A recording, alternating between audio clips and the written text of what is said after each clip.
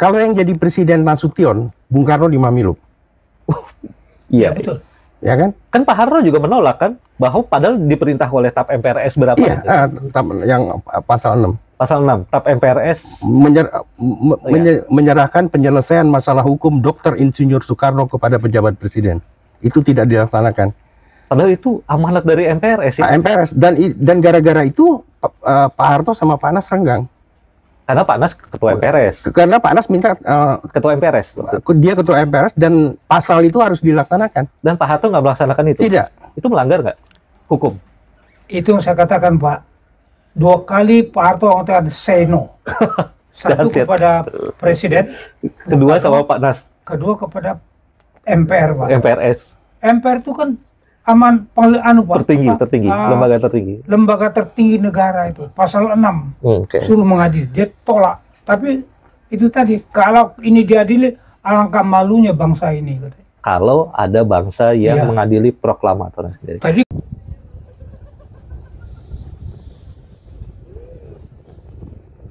ya, nah, ini menarik. Satu lagi, ini terakhir ya, Pak.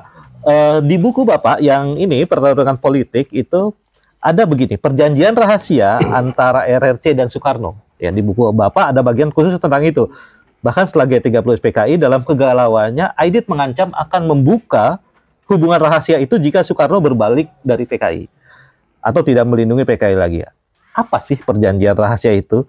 Nah, ini kan kayaknya deja vu. Seperti saat ini, kan saat itu memang kita lebih dekat ke poros Peking ya, Beijing dan sebagainya, lebih dekat ke Cina lah. Nah, saat ini kan juga kita merasakan seperti itu, seperti deja vu nih saat ini teman-teman di pemerintahan kita saat ini, itu bahwa kita dikenal lebih dekat dengan Cina, bahkan membuka gerbang besar untuk masuknya modal dan TKA Cina. Nah, apakah sejarah berulang bahwa yang mau berdekatan dengan RRC ya kurang lebih ideologinya mirip-mirip gitu, Pak? Gitu. Begini Mas, saya kira perjanjian rahasia antara yang dikatakan Aidit itu, karena Aidit mengatakan waktu Bung Karno mengizinkan Mahmilub mengadili orang PKI, kemudian gerakan PKI dia tinggal Bung Karno, Aidit mengatakan Bung Karno plan. Memang iya, kalau kita lihat tadi yang mendukung PKI, gerakan revolusi sedang berjalan, kok dihentikannya? Ya. Bukan plan. Nanti kita lihat katanya, kalau dia masih plan gini, kita akan buka suatu rahasia. Yang Aidit mengatakan itu dalam bahasa Inggris, to overvote Chinese majority. Bahasa Indonesia. Kira-kira, ini saya nggak tahu, saya cari overvote dalam kamus tidak ketemu saya Mas. Saya cari orang tidak ketemu. Tapi kira-kira overvote itu aneh gini, to overvote Chinese majority. Ini Malaysia.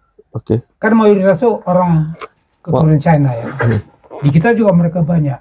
Nah, waktu itu kita ada tahu undang-undang RRC, undang dasar mereka, mengakui bahwa Cina perantauan masih mereka anggap sebagai warga negara mereka, ya kan?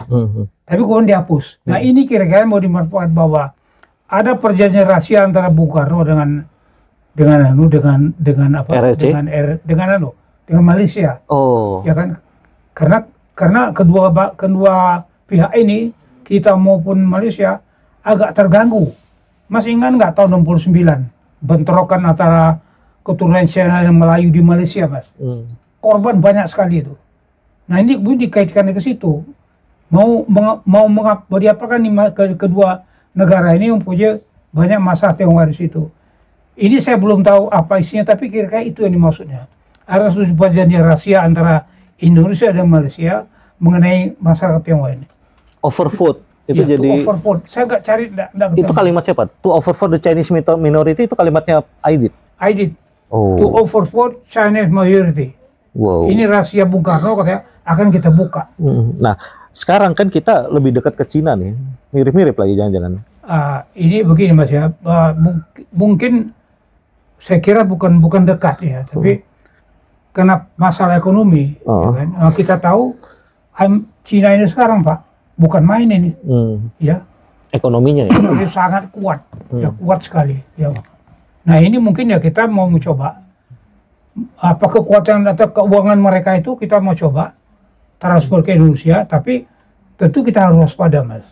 Karena itu mereka sah-sah saja ya kan, bahwa ada perdagangan atau masalah ekonomi antar kedua bangsa ini, itu nggak masalah. Tapi tolong kita waspada juga, ya kan.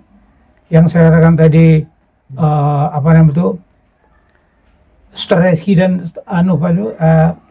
geopolitik dan strategi Cina yang begitu ekspansif. Ini kita mudah-mudahan tidak digunakan untuk mendominasi kita. Kalau dulu mereka memang mengekspor ideologi. Sekarang mereka mengekspor. Sekarang mereka ekonomi dia. Ekonomi. Nah, kita sambut dengan baik. Tapi apakah kita begitu saja? Ya, kita tetap waspada. Harus kritis ya. Kepentingan nasional kita jangan dikorbankan. Apalagi ada isu TKA Cina. Isunya udah banyak tuh Pak. TKA Cina tuh. Penamaan modal asing terbesar sekarang Cina, Pak. Iya. Di Indonesia. Dan TKA-nya ikut semua ke sini. Iya. Nah, itu banyak kajiannya teman-teman. Mungkin kita akan bahas di tempat yang lain, gitu ya. Sekarang kita ke Pak Nur Johano. Bagaimana Pak Nur Johano melihat hubungan kita dengan Cina saat ini? Kalau kita kaitkan dengan masa lalu ketika zaman Pak Karno dekat sekali dengan Beijing. Ya, ini hubungannya kan politik pemerintah gitu Pak, keputusan politik pemerintah.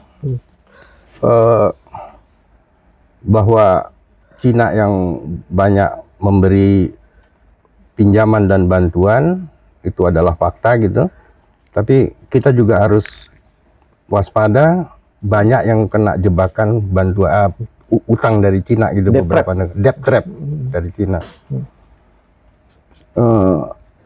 Nah itu keputusan politik pemerintah yang ya kita mau bilang apa gitu Pak? Karena gini Pak, ya Cina itu kan komunis Pak, ya partai komunis kan berkuasa, artinya mereka komunis meskipun mereka sekarang ekonominya kapitalis. Gitu. Ya kalau di agama kan tuh ruh dengan ruh bertemu dengan sesamanya tuh, ya itu simbolik aja. Jadi ya kurang lebih seperti itu ya. Jadi kita memang harus hati-hati Pak ya dengan Cina. Kesempatan silakan langsung aja Pak, langsung. Anak-anak para Oke, mahasiswa kalau yang mau nanya silakan. Silakan Pak. Ceritakan apa yang ada di Mbak pikiran. Mas Hanan, boleh setuju, boleh tidak. Mas Hanan ini sebagai mahasiswa juga, mahasiswa alam gaib. Cukup Mas aja cukup Pak. Oke, ya. Oke, kalau nggak ada pertanyaan dari teman-teman mahasiswa, kita akan coba semacam closing statement ya, tentang 12 Maret 1966 yang dimana saat itu jadi momentum penting pembubaran PKI oleh Pak Harto lewat Kepres 1/3/1966. Closing statementnya ya, dari kita mulai saja langsung dari sekarang. Saya mau memulainya dari Pak Nur Johano dulu. Kalau tadi kan yang ngebuka Pak Samsudin, sekarang Pak Nur Johano. Ya, 12 Maret 1966 dengan Kepres nomor 1/3 PKI dibubarkan, itu udah menjadi bagian sejarah. Sejarah yang partai ini sebelumnya tahun 48 berontak, tidak ada keputusan politik sampai bisa berkembang menjadi partai nomor 4 terbesar dan akhirnya kembali melakukan kudeta tahun 65. Maka atas keputusan politik pula dengan Kepres partai itu dibubarkan, kemudian diperkuat oleh TAP MPRS nomor 25 tuh. Melarang ajaran komunis dan Marxisme-Leninisme, dan itu masih berlaku sampai sekarang. Tapi tidak menjamin bahwa nggak ada orang komunis di sini. Ideologi kan nggak bisa di itu. Ideologi adanya di pikiran. Adanya di pikiran, bukan di kartu gitu. Iya. Oke. Kira itu Mas Haji. Oke. Kalau ini sama Pak Nur Johano selalu pendek-pendek ya. Bicaranya pendek-pendek tapi nendang-nendang terus. Teman-teman harus lihat bukunya apa sih Pak yang paling ini? Surat judulnya Bung Karno dan Pak Harto, surat perintah 11 Maret. Wah, relevan banget. Berarti jadi beliau ahlinya ini. Mereka tuh nggak ada pertentangan maksudnya. Kalau yang jadi presiden Nasution, Bung Karno di Mamiluk. Iya, betul. Ya kan? Kan Pak Harto juga menolak kan, bahwa padahal diperintah oleh TAP MPRS berapa? Iya, yang pasal 6. Pasal 6, TAP MPRS menyerahkan penyelesaian masalah hukum Dr. Insinyur Soekarno kepada pejabat presiden. Itu tidak dilaksanakan. Padahal itu amanat dari MPRS ya. MPRS dan gara-gara itu Pak Harto sama Pak Nas renggang.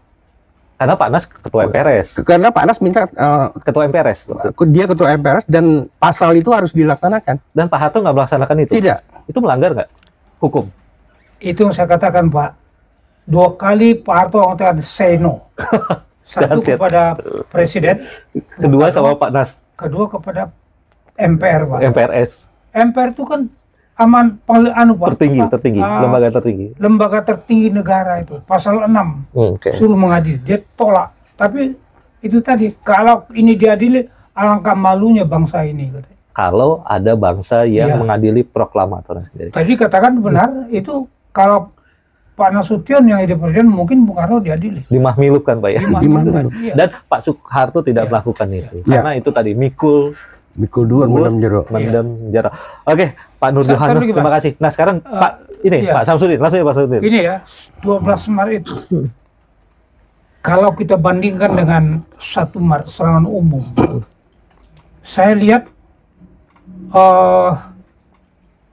tanpa serangan umum, Belanda pasti angkat kaki dari Indonesia, Pak. Kenapa? Dia dapat tekanan kuat dari mana-mana. Operasi militer kita, diplomasi kita, yang paling kuat itu tekanan Amerika, Pak. Keluar kamu dari Indonesia. Kenapa Amerika minta itu? Karena ini Cina mulai turun, Pak. Amerika takut sekali kalau Indonesia jadi komunis kan. Iya. Keluar kamu dari Indonesia. Kalau tidak, bantuan Amerika apa nama itu? Marshall Plan. Itu akan dihentikannya. Jadi dapat tekanan kuat sekali. Jadi tanpa mengecilkan hati 1 Maret, saya yakin walaupun tidak 1 Maret pasti keluar Belanda. Tapi kalau 12 Maret itu, Pak, kalau Pak Harto tidak ambil tindakan itu, saya sudah katakan tadi. Indonesia mungkin? Indonesia hilang, Pak, dari Republik Indonesia 17 Agustus. 17 Agustus itu tidak akan ada lagi. Oke. Jadi kalau kita lihat ya sama ini ya. Kalau sama kan malah lebih kuat 12 Maret. 12 Maret. Bobotnya gitu. Jadi sangat penting ya Pak ya 12 Maret. Wah. Tapi sayangnya nggak banyak yang tahu ya soal ini ya Pak Nur Johannes ya. Bahwa 12 Maret pembubaran PKI itu sangat penting gitu ya. Sayang sekali. Nah mudah-mudahan teman-teman di ini atau masih ada yang disampaikan? Apa itu? Mau ada yang disampaikan lagi? Jadi gini aja. Dalam dalam pertarungan tanda kutip ya antara Bung Karno dan Pak Harto.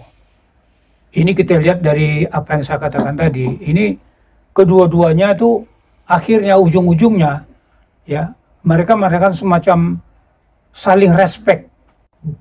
Ya. Pak Harto di mana respeknya? Perintah MPR untuk mengadili Pak Bung Karno tidak melakukan. Padahal perintah MPR, lembaga tertinggi negara, dia berkatakan say no kepada MPR. Nah, Bung Karno dalam 2 kali pidatonya, sekali di Istana, sekali lagi di 17 Agustus, ya mengatakan membenarkan tindakan Pak Harto. Ya. Jadi dua-dua ini kelihatan saling respect. Saling respect. Ya, jadi karena dua saling respect, saya kira ini ke bawahnya sekarang ini harus begitu juga, ya kan? Jadi tidak ada pertentangan antara Bung Karno dengan Pak Harto dalam masalah sejarah kita ini. Kalau orang mempertahankan begini begitu, saya kira tidak. Karena dua-dua saling respect. Dua-dua menyelamatkan bangsa. Jadi, saya kira itu aja. Ya, Pak Harto dan Pak Soekarno sama-sama menyelamatkan bangsa, saling respect, dan oleh karenanya keturunannya maupun keturunan secara biologis maupun ideologis, ya. Sekarang nih kita gini diharapkan untuk tidak lagi mempertentangkan keduanya. Kita justru ambil yang baik-baik dari sana, seperti itu Pak ya. Jadi ya kita bersatulah ya intinya ya. Oke, Pak Nur Johannes, terima kasih banyak nih ya, Pak Nur Johannes. Kita tunggu lagi nih konten-kontennya karena ilmunya banyak banget ya tentang sejarah masa lalu yang tentu saja bisa kita maknai lagi di era saat ini. Ini menjadi alternatif juga teman-teman konten ini supaya meluruskan sejarah. Jadi nggak cuma satu pihak saja. Dari pihak yang misalnya yang itulah ya gitu ya. Pak Samsudin, terima kasih banyak. atas waktunya dan kepada penyelenggara tempat ini dan Yayasan Kajian Citra Bangsa yang mendukung podcast ini. Kami mengucapkan terima kasih banyak. Terima kasih, semoga bermanfaat. Billahi taufiq wal hidayah. Wassalamualaikum warahmatullahi wabarakatuh. Waalaikumsalam warahmatullahi wabarakatuh. Umur saya sudah 87 tahun. Oh, lupa saya nyebutin tadi itu. Ya Pak,